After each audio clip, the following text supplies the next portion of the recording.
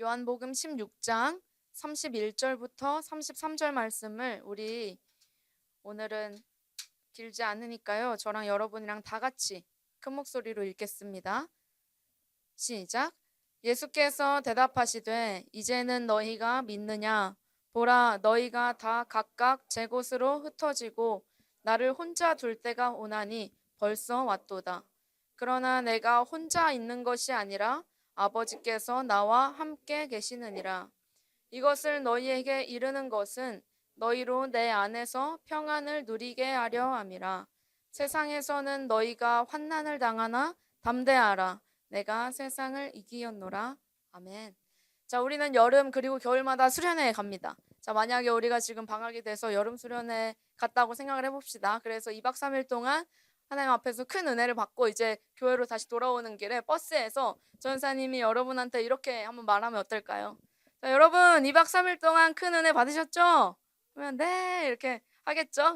여러분 그럼 우리를 구원하신 예수님 믿으시죠? 네. 자, 근데 여러분은 곧 실패할 겁니다. 지금은 여러분이 굳건한 믿음을 가진 것처럼 느껴질 테지만 여러분 시간이 지날수록 받았던 은혜는 점점 흐려질 거고 여러분은 중요한 선택의 기로에서 예수님을 부인할 겁니다. 라고 수련회장에서 돌아오는 버스에서 전사님이 여러분한테 말하면 어떨까요? 그럼 손을 번쩍 들고 전사님 왜 굳이 지금 그런 말씀 하시는 거죠? 아니 왜 이런 타이밍에 그런 말씀을 심지어 저희가 진짜로 그렇게 된다고 할지라도 꼭 지금 이 타이밍에 그런 말을 해서 저희의 믿음을 시무룩하게 만드셔야만 했나요? 저희가 실패하길 바라시는 건 아니시죠? 라고 질문하고 싶을 수도 있을 겁니다. 자, 오늘의 우리 함께 방금 읽었던 본문은 예수님의 고별 설교라고 부를 수도 있습니다. 고별 설교란 이별 설교라고 쉽게 이해할 수도 있습니다. 예수님께서 이제 십자가에 죽으시기 전에 제자들에게 마지막으로 하셨던 말씀, 이별 설교. 그런데 이 고별 설교 중에서도 오늘 읽은 우리 부분은 이 설교 중에서도 가장 마지막 말씀. 이 말씀 후에 예수님께서 17장에서 하나님께 기도하십니다. 그리고 18장에서 곧바로 제자들과 함께 그 기드론 시내 건너편 동산에 가셔서 유대인들, 바리새인들, 대제사장들에게 잡히시고 19절에서 죽으십니다. 그리고 오늘 읽은 말씀은 그 직전에 제자들에게 마지막으로 하시는 말씀. 그런데 이 말씀이 조금 이상합니다. 아니 응당 제자들이 이제 떠나고 마지막으로 해주시는 말씀이라면 제자들한테 무한 격려를 해주셨으면 안 되나요? 아니면 충분한 사랑을 부어주셨으면 안 되나요? 마지막으로 얘들아 사랑한다 이렇게 따뜻한 말을 해주시면 안 되나요?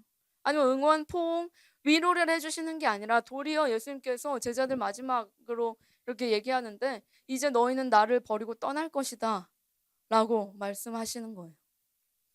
여러분 아무리 실제로 제자들의 믿음이 그렇게 실패한다고 하더라도 예수님께서 꼭 지금 이 타이밍에 이런 말씀을 하셨어야만 됐을까요? 예수님의 이 마지막 말씀이 꼭 이렇게 분위기를 엉터리로 만드는 말씀, 믿음도 상하고 기분도 상하는 것만 같은 이 말씀이었어야 했을까요? 예수님께서 이 16장 이전에도 계속해서 제자들에게 너희는 나를 버릴 것이나 라는 말씀을 종종 하셨습니다. 예수님께서 이 제자들의 실패 예고를 왜 자꾸 이렇게 말씀하시는 그 이유가 무엇일까요? 여러분들이 이미 잘 아는 것처럼 예수님은 곧 대제사장들, 바리새인들에게 잡히십니다. 그리고 결국 십자가에서 죽으십니다. 그리고 그 과정에서 진짜로 예수님의 말씀대로 제자들이 예수님을 혼자 두고 모두 떠나갔습니다. 가장 대표적으로 베드로가 있죠. 요한복음 13장, 우리 성경 몇 장 앞으로 넘겨서 요한복음 13장 36절부터 38절 한번 볼까요? 요한복음 13장 36절부터 38절 말씀 우리 다 같이 읽겠습니다. 시작. 시몬 베드로가 이르되 주여 어디로 가시나이까? 예수께서 대답하시되 내가 가는 곳에 내가 지금은 따라올 수 없으나 후에는 따라오리라. 베드로가 이르되 주여 내가 지금은 어찌하여 따라갈 수 없나이까? 주를 위하여 내 목숨을 버리겠나이다. 예수께서 대답하시되 내가 나를 위하여 내 목숨을 버리겠느냐? 내가 진실로 진실로 내게 이르노니 닭 울기 전에 내가 3번 나를 부인하리라. 아니 주님 왜 자꾸 그렇게 말씀하세요? 저는 절대 주님 버리지 않는다니까요. 모든 사람들이 다 주님을 떠나도 저는 절대로 주님을 떠나지 않는다니까요. 왜 또 그렇게 말씀하세요? 라고 베드로가 아마 입이 뾰루퉁해졌을 것입니다. 여러분 그러나 베드로는 곧 예수님을 정말로 닭 울기 전에 3번 부인하며 나는 예수님의 제자가 아닙니다. 나는 예수와 상관없는 사람입니다. 라고 말했죠. 요한복음 18장입니다. 요한복음 18장 17절에서 문 지키는 여종이 베드로에게 말하되 너도 이 사람의 제자 중 하나가 아니냐 하니 그가 말하되 나는 아니라. 또 25절에 시몬 베드로가 서서 불을 쬐더니 사람들이 묻되 너도 그 제자 중 하나가 아니냐? 베드로가 부인하여 이르되 나는 아니라. 대제사장의 종 하나는 베드로에게 귀를 잘린 사람의 친척이라 이르되 내가 그 사람과 함께 동산에 있는 것을 내가 보지 아니하였느냐? 너 예수 잡혀갈 때 옆에서 예수님 잡혀가지 못하게 하려고 칼로 얘 귀 자른 사람이잖아. 너 거기 동산에 있었잖아. 이에 베드로가 또 부인하니 곧 닭이 울더라. 여러분 우리는 어떤가요? 이 베드로의 호언장담했던 모든 믿음의 고백 앞에서 그리고 예수님이 잡혀갈 그때까지만 해도 절대 예수님을 데려갈 수 없습니다 하고 그 종의 귀를 잘라버리기까지. 여러분 그 호언장담했던 믿음. 그러나 여기서의 이 적나라한 실패 앞에서 여러분 우리의 모습은 어떻습니까? 여러분 우리도 베드로처럼 실패할 때가 참 많이 있습니다. 주님 앞에서는 어떤 뜨거운 예배의 자리에서는 주님 제가 이 세상 어떤 유혹 앞에서도 주님만 사랑합니다. 그리고 저는 주님만 따르겠습니다라고 고백했고 분명히 결단했는데 그리고 그게 진짜로 내 진심이었는데 정작 세상 앞에서 세상 안에서 살아갈 때 우리는 그 고백과는 완전히 상관없이 살아갑니다. 주님을 사랑하기보다는 성적을, 친구를, 돈을, 죄를 그리고 나 자신을 사랑할 때가 더 많이 있습니다. 그리고 주님을 따라가기보다는 세상의 유행과 세상의 가치, 세상의 풍조와 세상의 분위기 그리고 사람들의 시선을 따라갈 때가 많이 있습니다. 늘 예배당에 오면 앞자리를 사수하고 찬양과 기도와 말씀에 열심이고 또 교회에서도 믿음 좋기로 유명한 한 청소년이 있다고 생각해 봅시다. 그게 나일 수도 있겠죠. 새학기에 학교에서 이제 친구들이랑 친해지는 단계입니다. 서로 알아가던 중에 어떤 친구가 그 청소년이 교회 다닌다는 사실을 알게 된 거예요. 그런데 갑자기 그 친구가 눈이 휘둥그레지면서 놀랍다는 듯이 이렇게 물어봅니다. 헐, 너 교회 다녀? 요즘 세상에 너 진짜 그걸 믿는 거야? 순식간에 그 친구들 무리가 조용해졌고 수많은 눈동자들이 나를 쳐다보고 있을 때 가슴이 뛰고 얼굴이 빨개져서 순간적으로 이렇게 말이 튀어나와 버렸어요. 아니 우리 집이 원래 좀 그래. 난 그냥 부모님한테 끌려가는 거야. 난 그렇게까지 믿는 건 아니야.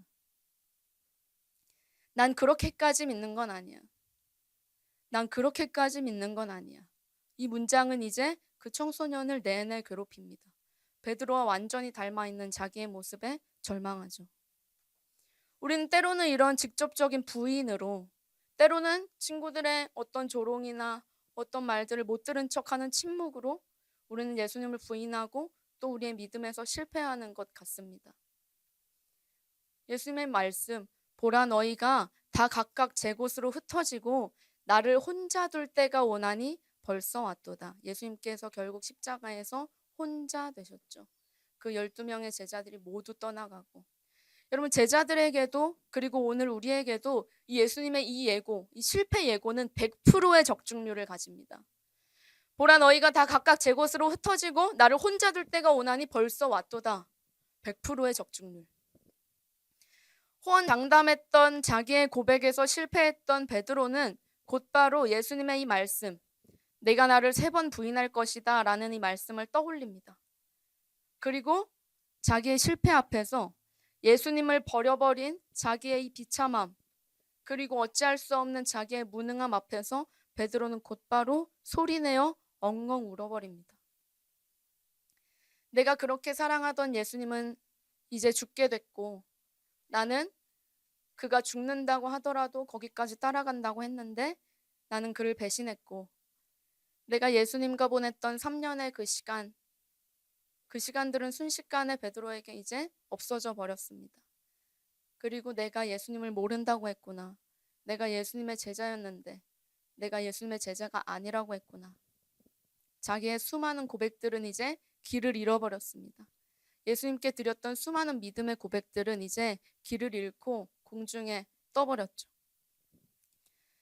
보라, 너희가 각각 제 곳으로 흩어지고 나를 혼자 둘 때가 오나니 벌써 왔도다. 여러분, 그러나 이 제자들과 우리의 실패를 예고하는 듯한 이 알 수 없는 말씀은요, 실패의 자리에서 위로의 말씀이 되어서 다시 살아납니다. 오늘 읽은 이 실패를 예고하는 예수님의 본문은 실패할 제자들에게 하시는 예수님의 위로의 말씀이었습니다. 실패하게 될 제자들에게 하시는 예수님의 위로의 말씀. 37절에 뭐라고 나와 있었죠? 이것을 너희에게 이르는 것은 너희로 내 안에서 평안을 누리게 하려 함이라. 33절에 이것을 너희에게 이르는 것은 너희로 내 안에서 평안을 누리게 하려 함이라. 내가 그 말을 하는 것은 너희가 내 안에서 평안하게 하려고 하는 거야. 너희 그 실패의 자리에서, 절망의 자리에서. 세상에서는 너희가 환난을 당하나 담대하라. 내가 세상을 이기었노라. 베드로는 엉엉 울던 그 부인의 자리에서, 배신의 자리에서, 실패의 자리에서, 자책의 자리에서 이 말씀을 떠올렸어야 했습니다. 담대하라. 내가 세상을 이기었노라. 베드로야, 난 너의 실패를 이미 알고 있었어. 그때 내가 너의 실패를 알고 있었어. 그러나 너의 실패와 상관없이 그때나 지금이나 넌 여전히 내 사랑받는 제자지. 나는 그때 너의 실패를 이미 알고 있었지만 내가 그때 널 버리지 않았잖아. 내가 그때 너를 배신자 취급하지 않았잖아. 너의 실패 때문에 우리 관계가 변하는 게 아니야. 베드로야, 평안해라. 내 안에서. 너는 실패했을지 몰라도 담대하라. 내가 세상을 이겼노라. 그리고 나의 승리를 너에게 준다. 여러분, 이 말씀은 이 베드로의 실패의 자리에서 예수님의 위로의 말씀으로 다시 살아나서 베드로를 일어나게 하는 말씀이 됐습니다. 예수님께서 자꾸 제자들에게 이 실패 예고하는 말씀에 대한 첫 번째 이유가 바로 이것입니다. 첫째, PPT 넘겨주시면요. 첫째, 1번 한번 다 같이 읽어보겠습니다. 시작. 나의 실패와 배신에도 결코 변하지 않는 주님의 사랑을 알려주시기 위해서. 나의 어떠함으로는 주님의 사랑에 어떤 영향도 미칠 수 없다는 거예요. 내가 실패하든지 성공하든지 상관없이 주님과 나의 관계가 결코 변할 수 없다는 거예요. 이 관계의 주권이 누구에게 있기 때문이? 예수님 때문에 있기 때문에. 그래서 그 절망의 자리에서 베드로는 변하지 않는 주님의 사랑, 변하지 않는 주님과의 관계, 그리고 여전히 배신자에게 주어지는 주님의 위로를 떠올리게 하는 말씀이 됩니다. 그리고 둘째, 예수님께서 제자들에게 자꾸만 실패 예고를 하시는 두 번째 이유, 한번 다 같이 읽어보겠습니다. 시작. 제자들의 실패를 덮어버리는 예수님의 승리를 가르치시기 위해. 제자들의 실패를 덮어버리는 예수님의 승리? 이게 무슨 말일까요? 우리의 실패는 예수님의 승리를 이길 수가 없습니다. 여러분, 사탄은요, 예수를 죽이면 자기가 승리할 줄 알았습니다. 여러분, 예수님의 죽음은 사탄이 하나님을 죽이는 거잖아요. 하나님의 독생하신 아들을 사탄이 죽이는 거잖아요. 그래서 예수님의 죽음은 사탄의 히든 카드였습니다. 이제 사탄의 성공이 눈앞에 있고 예수는 잡혀갔고 곧 십자가에서 죽게 될 하나님의 아들, 그리고 사탄의 승리. 여러분, 게다가 예수님의 제자 중에 한 명이 예수님을 넘겨줬잖아요. 그리고 모든 제자들이 예수님을 버렸잖아요. 이거 완벽한 사탄의 승리가 아닙니까? 그러나 여러분, 하나님께서는 그 사탄의 계략과 그 계략의 정점이었던 예수님의 죽음, 그 죽음을 구원 역사의 가장 핵심적이고도 필수적인 사건으로 사용하십니다. 이 사탄의 히든카드였던 예수님의 죽음이 도리어 이 세상을 구원하는 일이 되어버렸잖아요. 사탄은 예수님을 죽으면 자기의 모든 승리가 주어질 거라고 생각했는데 도리어 예수님께서 죽으시고 다시 살아나시면서 이 세상을 구원하시고 모든 사명을 짓밟으시고 이제 신자조차도 사탄이 죽음 가지고 협박할 수 없는, 죽음 가지고 공포심을 줄 수 없는 상태가 돼버렸잖아요. 예수님의 죽음과 부활 때문에 이 모든 신자들이 사탄 아래 눌려있던 그 모든 것에서 해방되었습니다. 사탄은 곧 예수님의 죽음 앞에서 자기의 승리가 주어질 것이라고 생각했지만 도리어 그 일은 구원 역사에서 가장 필요한 일이 되어버렸습니다. 예수님뿐만 아니라 모든 신자의 부활로 이어졌고요. 진정한 생명의 다리로 이어졌습니다. 이제 사탄은 자기의 히든 카드를 잃어버릴 뿐만 아니라 그 순간 완전히 패배해버렸죠. 예수님의 이 부활의 승리 앞에서 그 어떤 우리의 죄도, 그 어떤 사탄의 계략도, 그리고 우리의 믿음 없음도 예수님의 승리 앞에서는 아무런 힘이 없이 무력하게 됩니다. 여러분, 주님의 능력은 그 모든 것을 덮고도 남습니다. 이기고도 남습니다. 여러분, 우리가 실패해서, 우리가 믿음에서 실패하고 우리가 구원에서 실패하게 된다면 그것은 은혜의 종교입니까? 공로의 종교입니까? 우리 때문에 예수님과의 관계, 나의 어떠함이 예수님과의 관계를 결정짓게 된다면 이 관계의 주인이 나입니까? 예수님입니까? 우리가 어떤 실패를 하더라도, 어떤 죄를 짓는다고 하더라도, 어떤 믿음 없음의 모습으로 살아간다고 하더라도, 또한 어떠한 사탄의 계략이 우리를 때로는 유혹한다고 할지라도 그것은 예수님과 우리의 관계를 정의할 수 없다는 것이죠. 그 어떠한 영향도 미칠 수 없다는 것이죠. 로마서 말씀에 그러나 이 모든 일에 우리를 사랑하시는 이로 말미암아 우리가 넉넉히 이기느니라. 여러분, 우리가 이길 수 있는 이유가 무엇입니까?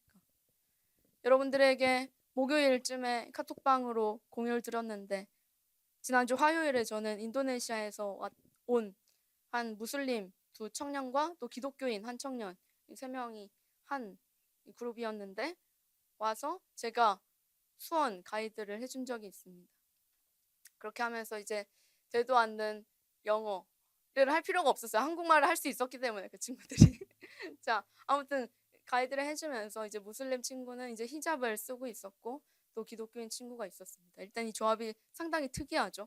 그리고 심지어 같이 있는데 이 무슬림 친구 둘이 화장실에 가서 10분 동안 안 나오는 거예요. 알고 봤더니 기도하는 시간이어가지고 그 시간을 꼭 지켜야 된대. 그래서 화장실에 가서 안 나오는 거예요. 그래서 그때 이제 기독교인 친구랑 단둘이 얘기할 수 있는 시간이 생겼어요. 그래서 그 친구는 이제 선교사를 이제 비전으로 가지고 있던 친구였습니다. 물어봤죠. 근데 이 친구의 함정은 한국말 못한다는 거였어요. 무슬림 친구들이 다 번역해줬었는데 다 기도하러 가버렸고 그 한국말 못하고 영어도 심지어 못해. 그래서 영어를 말하면 이렇게 하다가 못 알아들은 건가? 아니면 대답을 막 이렇게 하다가 결국 그 친구가 번역기를 켰어요. 그래서 번역기를 사이에 두고 대화를 했는데 제가 이제 물었습니다. 초면이었는데 누가 저한테 가이드를 부탁한 거였어요. 그냥. 그래서 이제 누군지 사실 잘 알지도 못하는데 무슬림 사이에 있는 기독교인 특이하잖아요. 그래서 근데 또 선교사가 꿈이래. 그래서 물어봤어요. 너희 길이 힘들고 좁고 어려운 길이라는 거 알지? 그런데 너 괜찮겠어? 라고 물어봤어요. 너무 어렵게 말하면 이 번역기가 혹시 자기의 의미를 담아서 잘못 번역할까봐 너 괜찮겠어? 라고 물어봤어요. 그랬더니 그 친구가 이렇게 막 뭐라고 말하고 딱 저한테 번역기를 보여줬는데 내가 모든 것을 이긴다. 내가 모든 것을 이긴다. 라는 말을 이제 번역기가 저한테 해줬습니다. 내가 모든 것을 이긴다? 이게 번역기의 문제야, 그 친구의 문제야. 그래서 이게 무슨 말이지 했지만 일단 이해한 척을 했습니다. 그래서 모든 것을 이길 수 있어. You're good 막 하면서 이렇게 시간이 지났습니다. 그리고 그 문장을 이제 곰곰이 되씹어 보면서 남은 시간을 보내고 그 친구에게 헤어지고 나서 그 DM으로 이제 연락을 했죠. 오늘 만나서 반가웠고 기회가 되면 또 볼 수 있으면 좋겠다. 하나님께서 여기 한국에 있는 동안 너와 너 친구들을 이렇게 좋은 방향으로 이끌어 주시면 좋겠다. 그리고 뭐 이런저런 말들을 하고 그 친구가 답장을 했습니다. 나를 위해서 기도해 줘. 나는 지금 그 두 친구를 섬기고 있어. 라고 하면서 우리나라와 또 나의 비전을 위해서 기도해 줘. 라고 기도를 부탁했습니다. 여러분 그 친구가 내가 모든 것을 이긴다라고 할 수 있는 말은 어디서 나왔습니까? 바로 오늘 하시는 이 예수님의 말씀에서 나온 것이 아닙니까? 그러나 이 모든 일에 우리를 사랑하시는 이로 말미암아 우리가 넉넉히 이기느니라. 쉬운 성경으로 보면 우리가 이기고도 남습니다. 여러분, 우리가 이 세상에서 늘 실패하지만 내가 모든 것을 이긴다라는 말을 동시에 할 수 있는 이유가 무엇입니까? 여러분, 그 친구가 실제로 세상에서 모든 것을 이길까요? 사실 그렇게 보면 그 3명 중에 가장 작은 자입니다. 무슬림 그 친구들은 스스로 율법을 완전하게 지킨다고 생각해요. 그래서 실제로 정말로 바른 삶을 살아요. 탄산음료도 안 먹고 자기 몸을 위해서, 자기 몸은 이제 정결하게 하나님께 드려지는 거니까. 그러고도 안 먹고, 알코올도 절대 먹지 않고, 돼지고기 절대 안 먹고, 돼지고기가 닿았던 후라이팬으로 요리된 요리도 먹지 않고, 자기가 지키는 모든 것들을 목숨 걸고 지킵니다. 그런데 이 그리스도인은 그 셋 중에 때로는 가장 작아 보여요. 율법만 놓고 보면 가장 작아 보여요. 그러나 그 친구가 내가 모든 것을 이긴다라고 할 수 있는 이유, 매일 실패하지만 그렇게 말할 수 있는 이유, 그 근거는 자기의 능력이 아니라 오직 예수 그리스도께 있었다는 것입니다. 여러분, 매일같이 넘어지는 삶, 매일 같은 죄를 반복하며 하나님 앞에서 그냥 늘 우는 신자. 주님, 저는 도대체 왜 이래요? 나의 믿음 없음. 그리고 매일매일 실패하는 신자라도요, 여러분, 그는 평안할 수 있고 또한 그는 담대할 수 있습니다. 왜냐하면 우리의 대장 되신 그리스도가 승리하셨기 때문에. 그리고 이제는 그 승리가 우리의 것이 됩니다. 여러분, 이 하나님의 구원 역사에서 제자들의 행동은 그 어떠한 영향도 미치지 못했습니다. 제자들이 떠나간 것, 심지어는 유다가 예수님을 판 것, 그리고 베드로가 예수님을 부인한 것, 그 어떤 제자들의 행동도 그들의 구원에 아무런 영향도 미치지 못했습니다. 제자들의 실패나 성공이 중요한 게 아니라 예수님의 승리가 그들을 책임졌기 때문이죠. 여러분, 우리를 구원하시는 하나님의 구원 역사에서 우리의 행동은 사실 중요한 관여 요소가 아닙니다. 우리의 믿음 없음도, 우리의 죄도, 심지어는 사탄의 어떠한 계략도 이미 승리하신 예수님을 이길 수 없습니다. 하나님의 일하심을 그 어떤 것도 이길 수 없다는 말입니다. 그래서 결국 그리스도인은요, 패배할 수 없는 전쟁을 하는 사람들입니다. 예수님께서 말씀하셨죠. 보라, 너희가 세상에서 환난을 당하나. 예수님은 환난을 제거해 준다고 하신 적이 없어요. 이 환난에는 크게 3가지로 나눌 수 있습니다. 첫 번째, 우리의 죄로 인해 벌어지는 우리의 내적인 환난. 두 번째, 우리의 믿음 없음 때문에 일어나는 환난. 그리고 세 번째, 사탄의 유혹으로 말미암아 받게 되는 환난. 내적으로, 외적으로 우리가 환난 속에서 살아갑니다. 전쟁터와 같은 삶을 살아갑니다. 그러나 신자는 그 전쟁터 안에서 전쟁하지만 그 전쟁은 이미 승리를 보장받은 전쟁이라는 거예요. 매일 실패하더라도 결코 그 전쟁에서 패배할 수는 없다는 것입니다. 여러분, 삶에서 늘 실패해서 낙심하시나요? 내 믿음을 지키지 못하는 내 삶의 모습이 내 믿음을 부정하는 것 같나요? 내 삶을 보니까 내 믿음이 가짜인 것 같다, 이렇게 결론이 나나요? 때로는 베드로 같은 내 모습. 여러분, 그래서 또다시 오늘 우리가 붙들 말씀은 오직 이 예수님의 은혜의 말씀뿐입니다. 너가 배신할 건 내가 다 알았지만 내가 그때 너의 발을 씻겼던 것 기억하지? 그분은 심지어 우리가 우리 스스로의 믿음을 포기한다고 하더라도 우리를 절대 포기하지 않으시는 분. 그래서 우리의 믿음이 스스로 포기될 수 없다는 사실이 결국 종국에는 우리 입에서 고백되어지는 그 놀라운 예수님의 승리의 역사가 우리에게 있다는 것이죠. 그래서 우리의 유일한 해결책, 우리의 유일한 위로, 우리의 유일한 소망, 우리의 유일한 승리가 우리가 아니라, 우리의 어떠한 행동이 아니라, 우리의 실패나 성공이 아니라 오직 예수님 그분께만 있다는 것입니다. 죄와 사망의 권세를 짓밟고 일어나셔서 이 세상을 결국에 심판하실 분. 담대하라, 내가 세상을 이기었노라. 여러분, 이 말씀을 받아놓는 신자들은 결코 패배할 수 없는 싸움을 하는 자들이죠. 그리고 이 승리는 결국 우리에게도 값없이 주어지게 됩니다.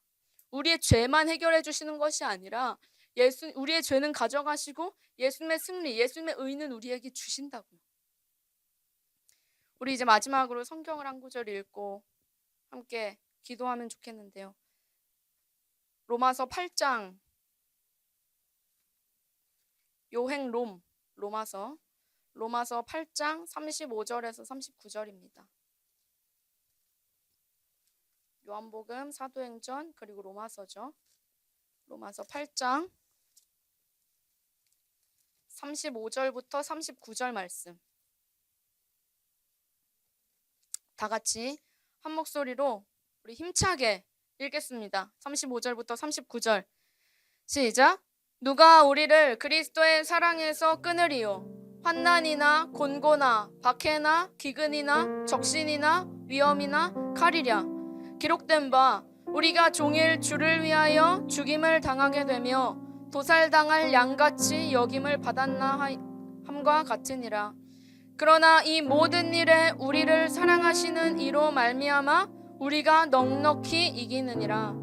내가 확신하노니 사망이나 생명이나 천사들이나 권세자들이나 현재일이나 장래일이나 능력이나 높음이나 깊음이나 다른 어떤 피조물이라도 우리를 우리 주 예수 안에 있는 하나님의 사랑에서 끊을 수 없으리라. 아멘. 여러분, 이것을 은혜라고 부릅니다. 다른 종교들은 내가 무언가를 해야만 구원에 이를 수 있다고, 윤회에 이를 수 있다고 하지만 여러분, 예수님은 절대 그렇게 말하지 않으세요. 이것을 은혜라고 부릅니다.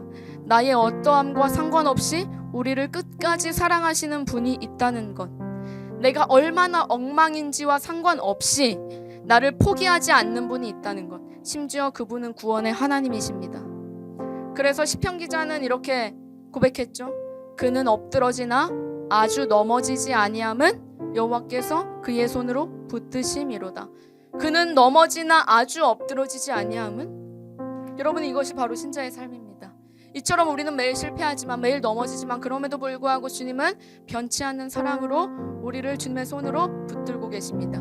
우리가 아주 엎드러지지 않을 수 있는 이유, 우리가 매일 실패하지만 패배할 수는 없는 이유가 바로 여기 주님의 은혜의 말씀에 있습니다. 우리의 실패는 결국 주님의 승리로 역전될 것입니다. 여러분, 주님 안에서 평안하십시오. 담대하십시오. 주님께서 우리의 믿음을 보장해 주시기 때문에, 그래서 우리가 한 걸음 한 걸음 승리하신 주님을 믿고 평안과 담대함으로 믿음의 삶을 살아갈 수 있게 되는 것입니다. 우리 함께 기도하면 좋겠습니다.